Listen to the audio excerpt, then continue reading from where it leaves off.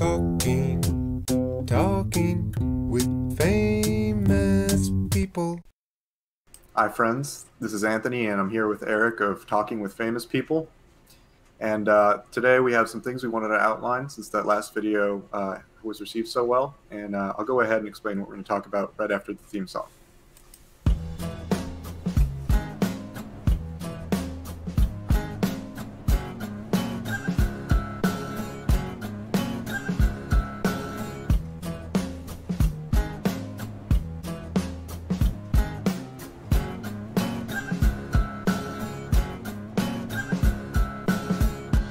This theme song doesn't have any words yet.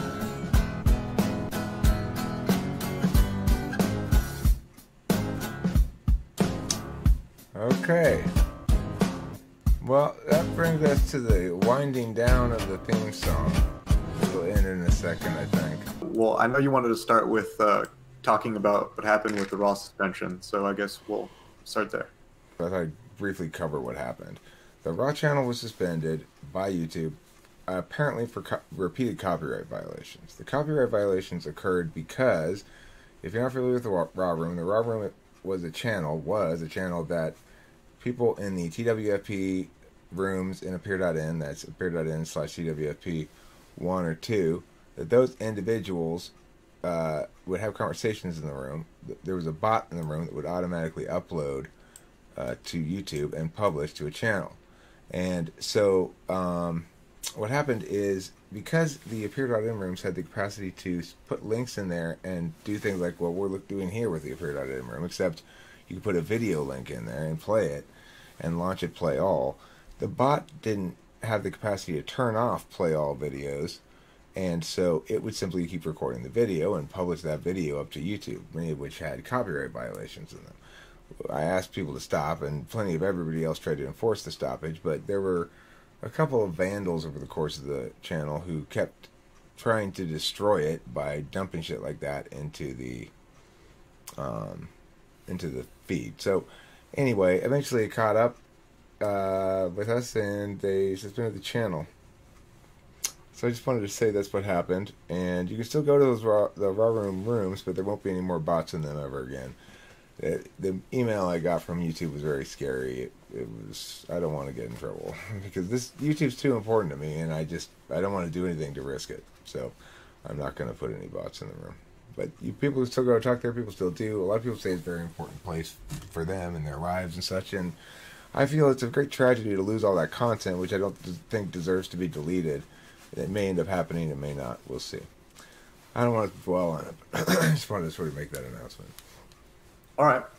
So aside from that, we just wanted to make some distinctions between what might be a display of a function and what just might be some other, I don't know, what would you call it? I would call it behaviors that are like false positives. Like that's what it looks like to me. They're correlates, and people mistake the correlate with the thing itself sometimes, or as a binary that we can understand the thing itself as. So a cognitive function is an attentional manner, and there are a set number of them because everything else that is not an attentional manner doesn't share the same attributes as an attentional manner. An attentional manner is a way of being that manifests on one or either side of a binary coin.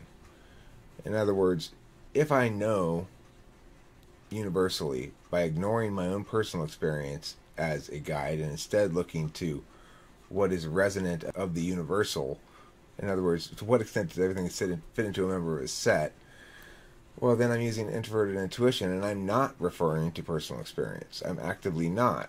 And same thing is true with a calculus. Like a disinterested calculus like TI requires me to not consider what is important to me for my own subjective arbitrary feelings reasons. And a feelings calculus requires me not to ignore my own feelings and just consider what's going to play on a general level. They are mutually exclusive, or at least they'll many times contradict each other. So there's no way to habitually do both. It would slow things down, so you'd have so many conflicting results and have to parse those out some way and have to decide between the two, that it would make your decision-making process both bogged down beyond all belief and arbitrary. Right. And you can make distinctions like maybe like physical tics or opinions, philosophical alignments. I guess your functions might align with philosophical alignments a little bit, right? Well, yeah, the ones with the asterisk next to them, I think you can establish correlations, and that's where the temptation lies to say, well, this is a subset of the attentional manner. But Right. but as an example, I made in a live stream earlier, which is there's something called a category error, and a category error will withstand logical scrutiny if you ignore the fact that it's a category error. It's basically a manner of basing an argument on a false premise. Right. And so the thing about a category error is it's like if I say let's taxonomy the species of animals that there are in the world. Okay, fine. But then I say, well, look, all these species we call Homo sapiens, you know that there's actually two varieties of them. There's subsets of that species. There's male and female subsets of that species. So they're really subspecies. Except Right. Okay. male and female are not subspecies. It's a category error. It's a different matter. It doesn't belong in that taxonomy.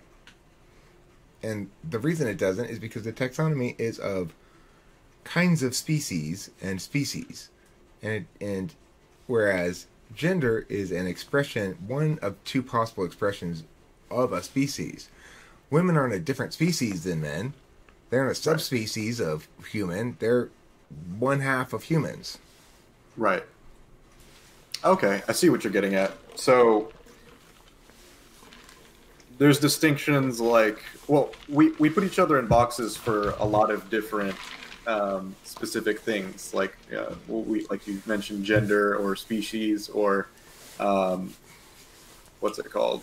I don't know, like Poop flavor? poop flavor. Interesting. People with gamey tasting poop and more fruity tasting. Those are the two varieties of poop flavor. That's one way to divide your people. Sure. Right, right. I guess yeah. My NE's failing me, but I guess the main thing to consider then is Anthony, I know what happened. what? The notion of poop flavor got caught on the edges of your ignoring NE, forcing you to stop ignoring it. Right. And then it threw you off because, wait, this isn't my native land. It's like you wake up and all of a sudden you're like in medieval England for a second, and then you pop back down to Island again. And you go, what the fuck was that? I lost my train of thought completely. Yeah, like because it's almost like I wasn't doing that. It's like, wait, what? Poop flavor? That's not part of my NI hole. Anyway, so we'll move on then. What are some examples of situational approaches? All right, so situational approaches are things that I think Enneagram describes. And, for example, what am I going to do with my money? Am I going to spend most of it on things that are going to display a lot? Like, I'll be cheap with my food inside the house, but expensive with my fanciness of my car, or vice versa, you know? Like, those things very well may correlate to cognitive functions. But they do not make you a subtype of a cognitive function if you vary from the normal correlate. So if I'm an FE type, FE Dom, who's also a 3 instead of a 2, then I'm going to err more towards buying the Lexus and cutting down on shit that people can't see. If I'm a 2 more than a 3, then I'm not going to care so much about that. I'm going to care more about making sure everybody thinks I'm helpful, because that's how I'm going to guarantee I'm worthwhile as a person. And so those are approaches. Those, I think, are explained by Enneagram. And I think that they are, as Enneagram says, born of the 3 basic bad emotions. Do you know what they are, Anthony? Guilt, shame, and shame, yes. Shame, yes. Guilt, no. Shame. Okay, fear. Yes. What's the other one? I don't remember the third one. Fear, shame, and anger. Anger. Yes. Okay, anger would be 891. Correct. Okay. And Gotcha. fear is 5, 6, 7, and shame is 2, 3, 4. Okay, gotcha. Hi, Matthew. Welcome. Hello. So that was an example of situational approaches. All right. So physical descriptions. Where would what's an example of a physical description then? Well, I mean, there's the simple like voltology stuff, the Right. facial expressions and such. There's the general correlates with body type, but then you Mhm. might also say, well, SE DOMs are very movie. They move around a whole bunch. Okay, but look, you might have some SE DOM who moves around less and some SE DOM who moves around more. That doesn't mean that they're subtypes of SE DOMs. Mhm. Like, oh well, see, he moves around less, he moves around more. That means he must be a different subtype. No, because moving around a lot is not a binary distinction. It's a correlate, and that's the Right. difference. It's not definitionally part of the thing. It's a behavior that tends to correlate with the thing. If we don't make that distinction, then we run the risk of taking something that appears to correlate with a thing and presuming that therefore it represents another binary. Right. Okay. Yeah. So it's really just one variable that might result in that behavior, but yeah, you're mistaking it for something in a binary system. Got you. So matters of character. So this is just the way a person is. Like maybe like this person's really nice. This person's Well, I was thinking uh, more like honest or likely to steal from you or okay. willing to cross boundaries that are not so acceptable to cross. There may be some gray area ones and some pretty black and white ones, but it's not going to be something as simple as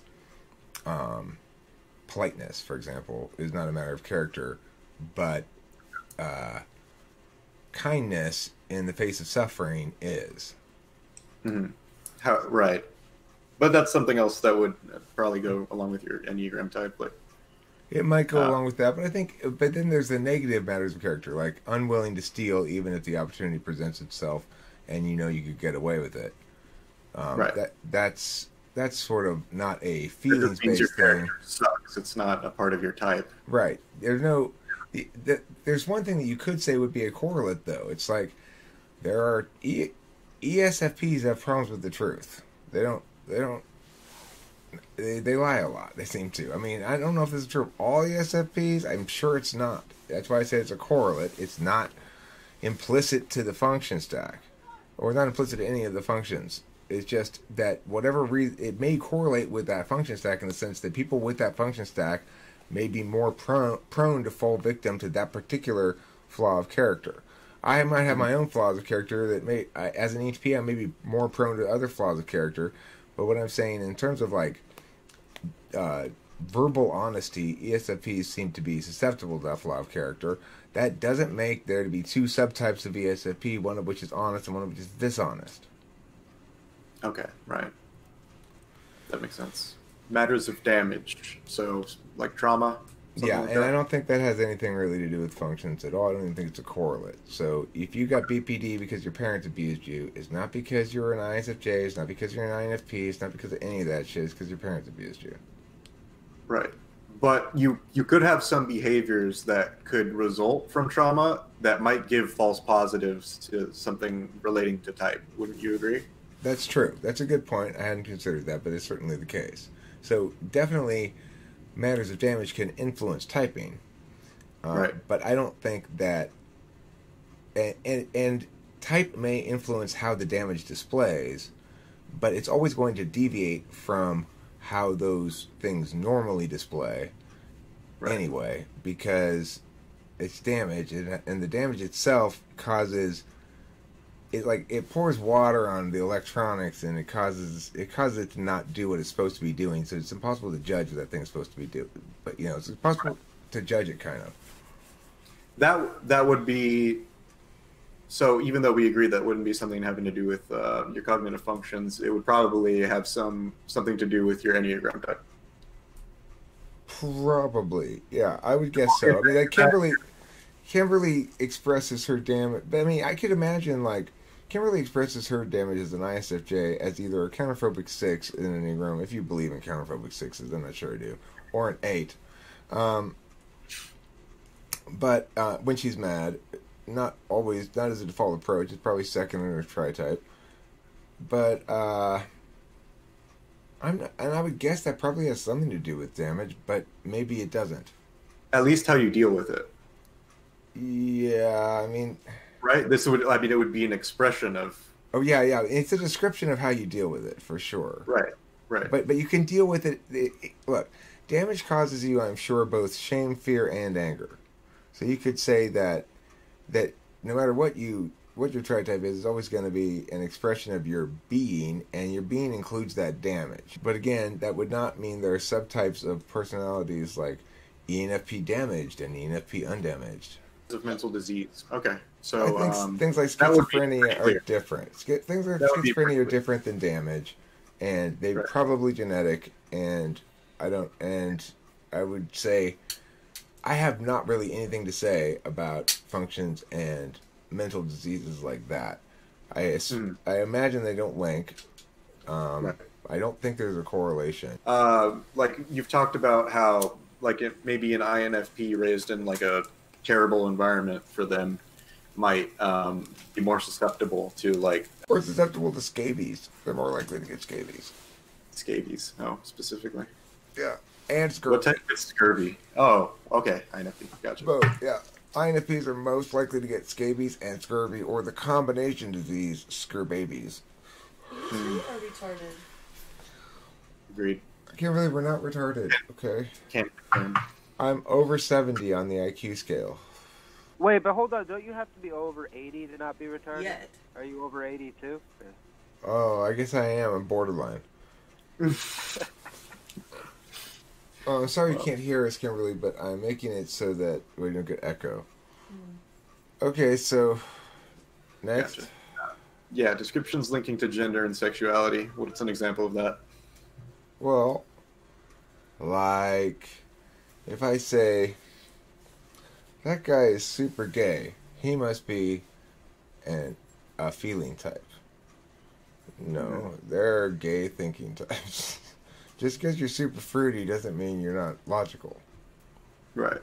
Right? Or, people want to say, well, chicks are generally more likely to be feelers. Okay, well, maybe, but for any given chick, she's either a feeler or a thinker, so what's your likelihood going to do for you? Right.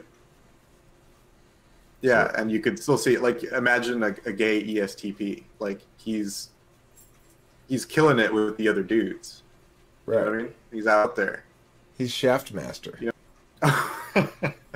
Jesus. That's what they call it. Instead of push slayer, they call them shaft masters. Shaft masters. Surveys of beliefs. What would that be? Matthew, you want to chime in? I didn't have a particular thought on it.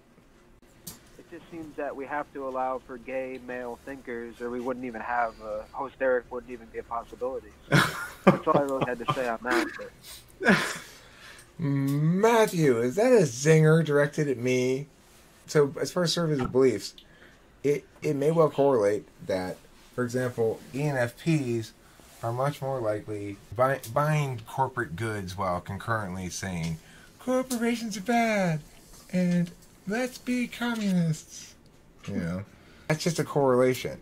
Depending on where the ENFP is raised and the particulars of their experience, they're just as likely to be as ardent about something else, opposite, equally illogical. Right. So you'd have to be wary about how much you weight something like that. It'd be tempting, maybe, if you weren't thinking about things properly, to go, okay, well, look, there seems to be conservative ones and liberal ones. Maybe that represents some channel of attention that the attentional manner goes down, and we can subdivide it into another binary here, and we can make subtypes.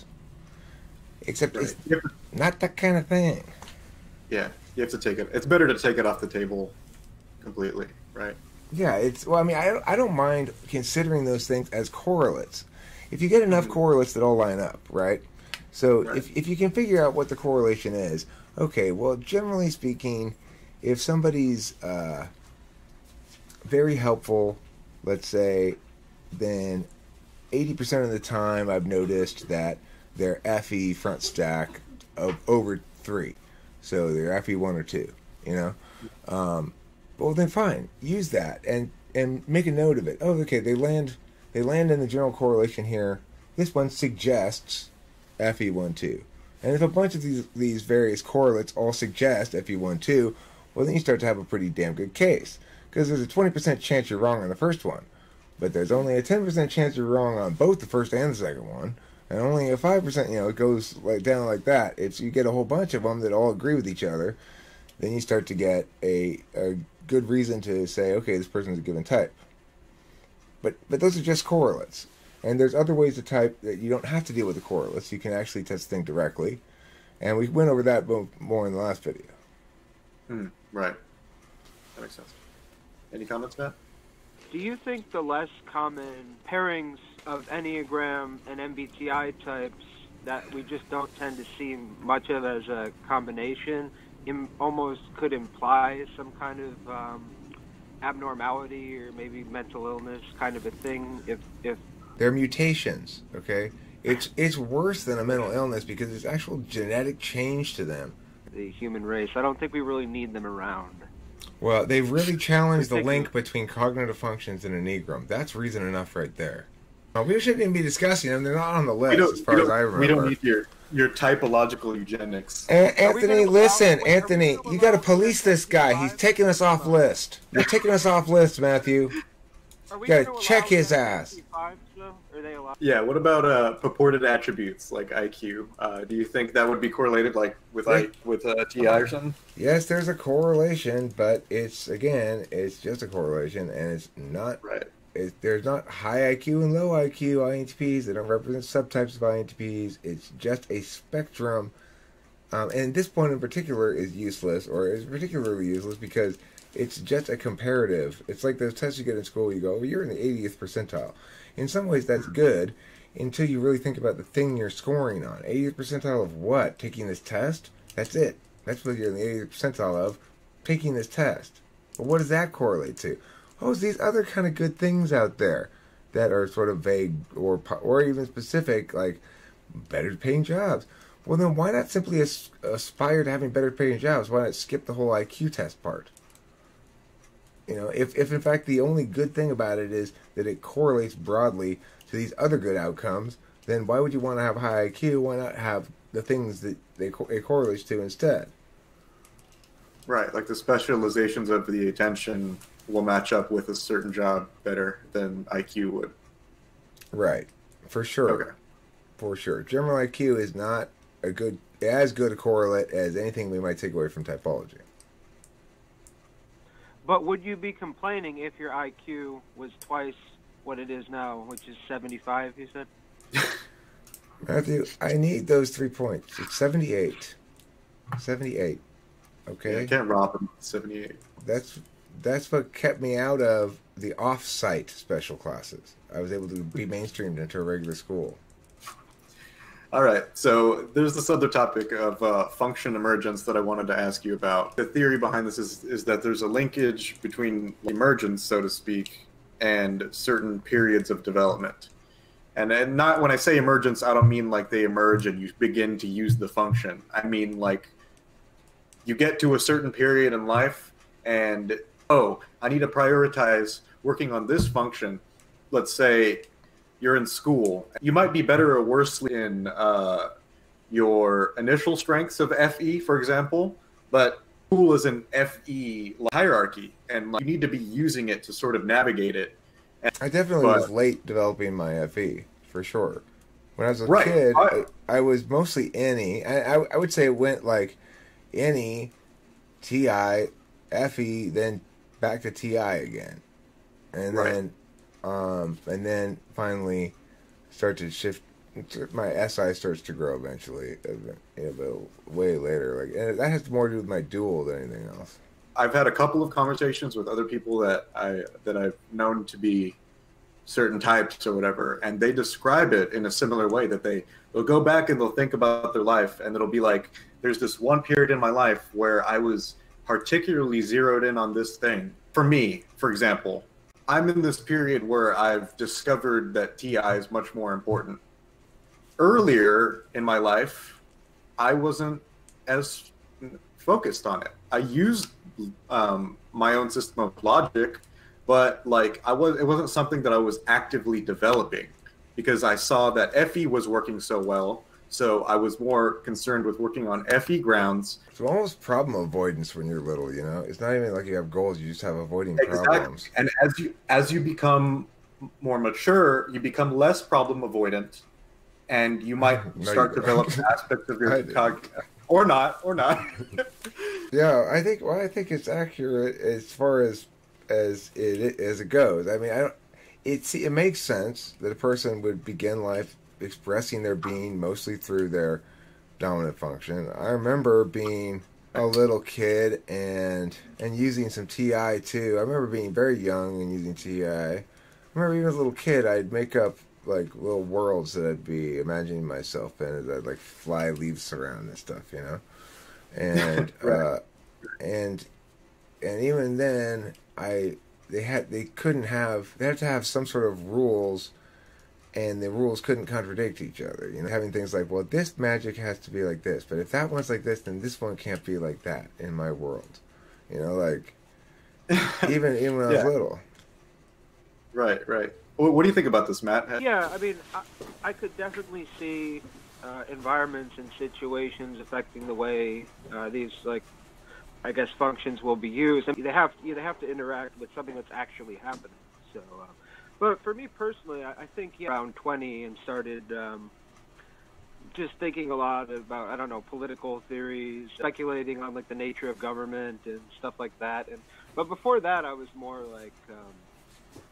Probably more like feeling and even more like sensing, just like with like the sports I would do and everything like that, which I think might be kind of unhealthy. I think it might be to do with just like I haven't made some of the right moves in life, so. Well, you shouldn't have married the horse. Yeah, well.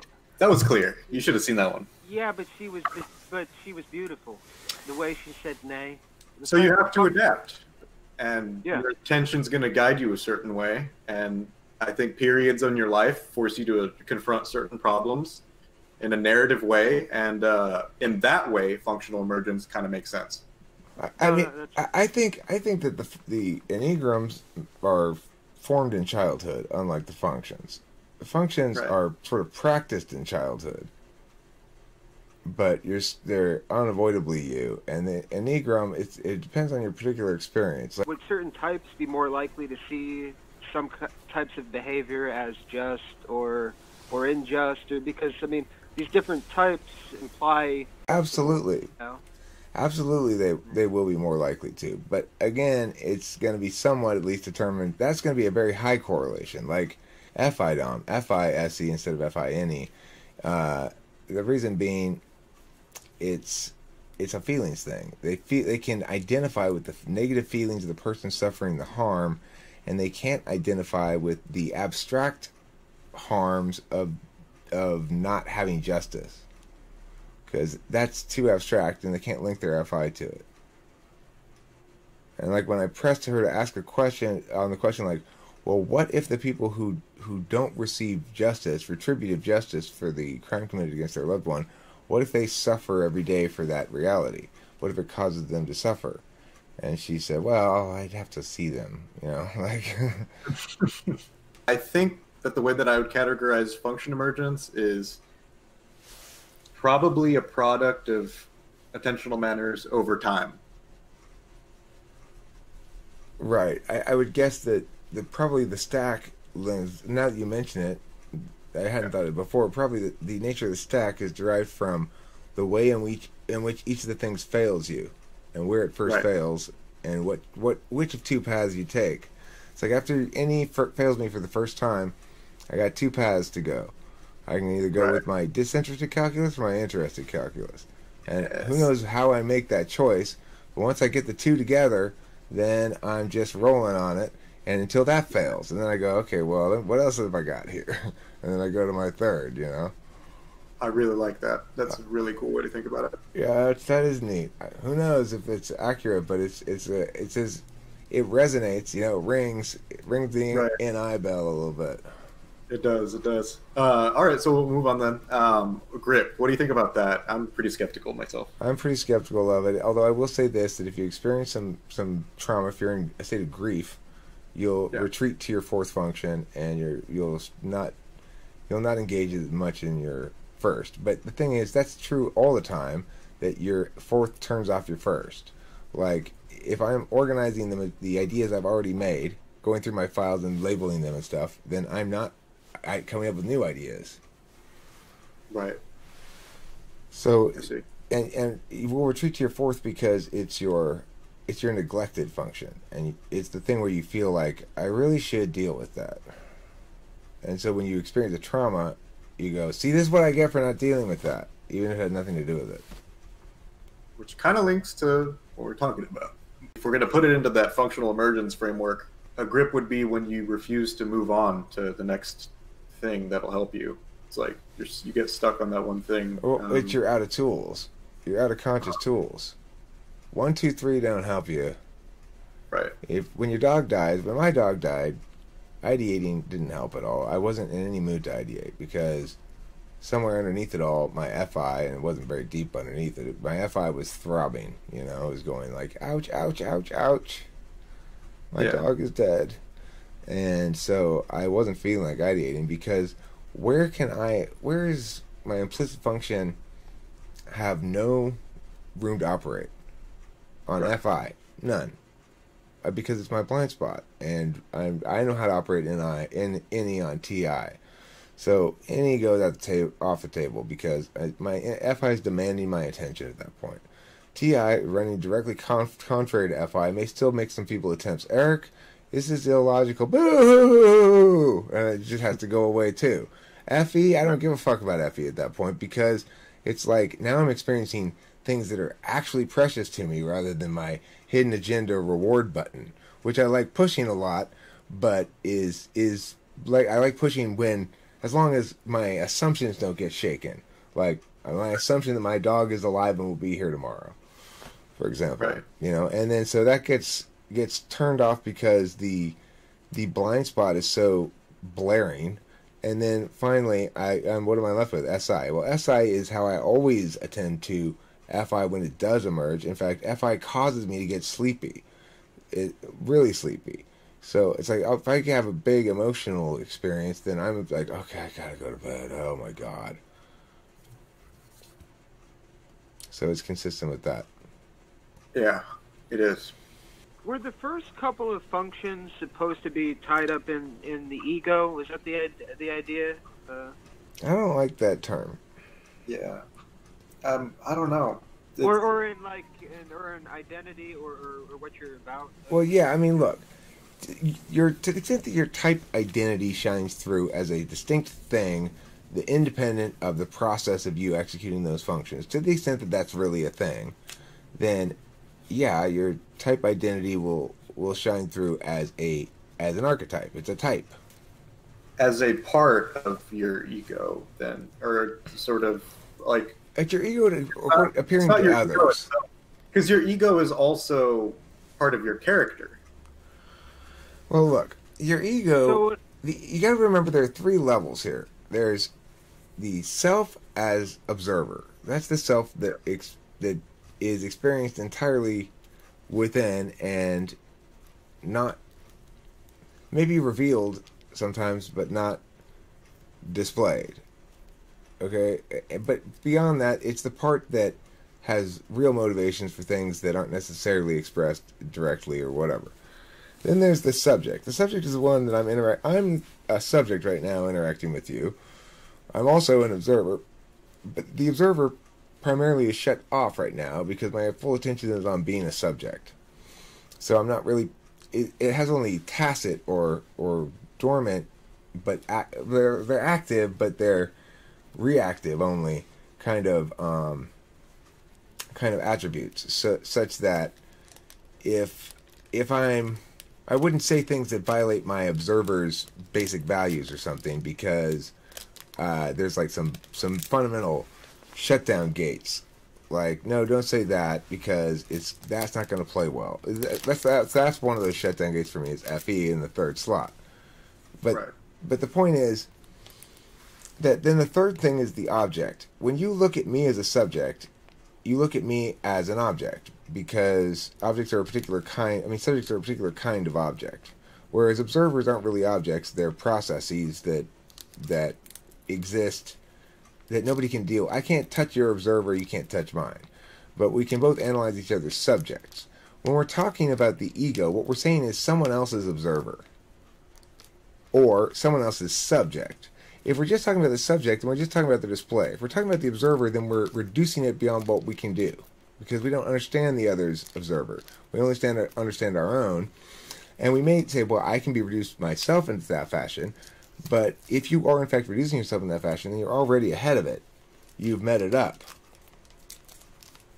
And so you're saying you can't do that to other people, but like your display of, or your displays are a function of it, but it's not the thing itself.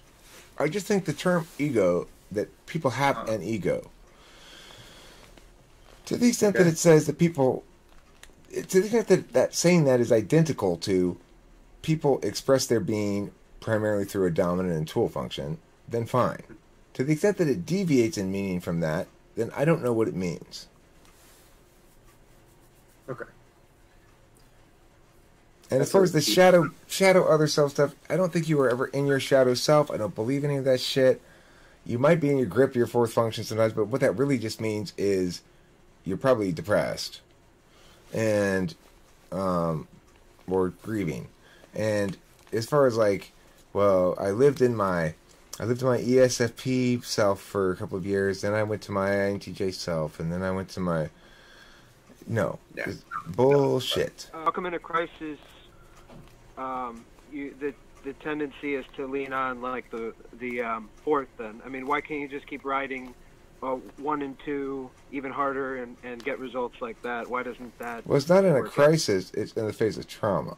A crisis implies there's some sort of solution still possible. Trauma means it's over, you lost.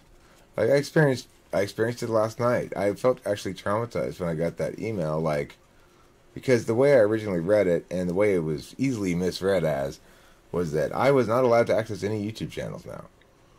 At all. And the thing is, what it meant was that account was not allowed to access any YouTube channels or create new YouTube channels. Treating that account very much like a person in the email and its wording and stuff. It's easily misunderstood. I had to think about it quite a bit before I figured out, no, it does not prohibit me from making YouTube videos. Anyway, that made me want to go to bed, and I did. I went to bed early. It's like it just cut right through the Adderall. I was on a decent amount yesterday, not a shit ton, but I should have been up for hours more. Cut right through it. Why? Because I had a very emotional response to it. There was a moment when I was talking to people in the raw room. At the end of that conversation, I cried a little bit, and it was just like, good night. Lights out. That's SI kicking in. Only non-beaked creatures quack. But we all both know that ducks quack. Or if I say, you say that ducks are and I say it all girly style, am I suddenly my NETI feminine and a subtype of the function called feminine? Or am I just being girly? It's an intentional manner of your sexuality, but not your cognition. I mean, if it's intentional and willful, a display, kind of. Then but look, if it is, to the extent that it's intentional and willful, then it's an FE thing. Okay, no, I don't mean like that. I mean like your think about how you interact with men and how you interact with women, and how your sexuality sort of is something that factors into your attention with a specific gender. Oh, right.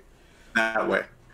Okay, well, I do sometimes behave differently with some females if they're flirting with me or something. Right. If they're not, I don't. I treat them just like dudes, basically.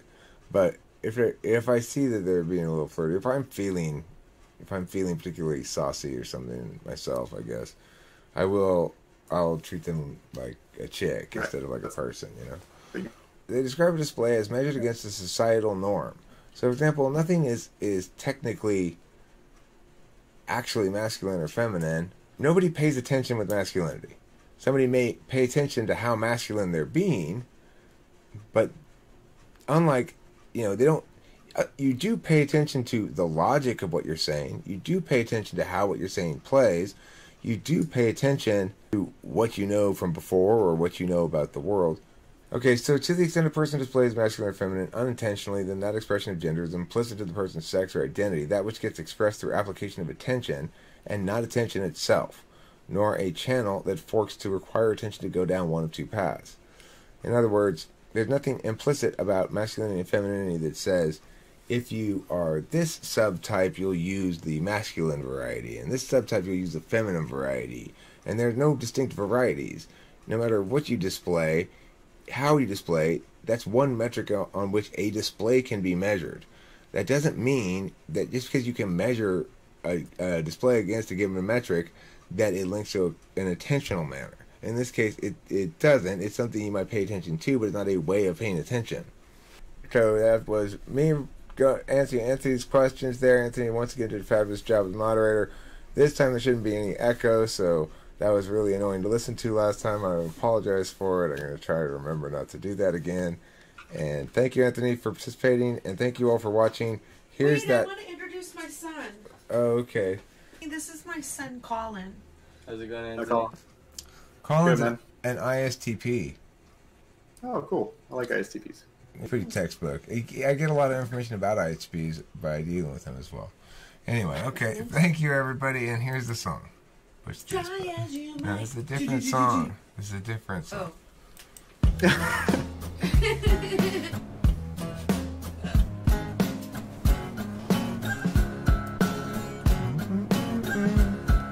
song doesn't have any words. You guys can't hear it, but...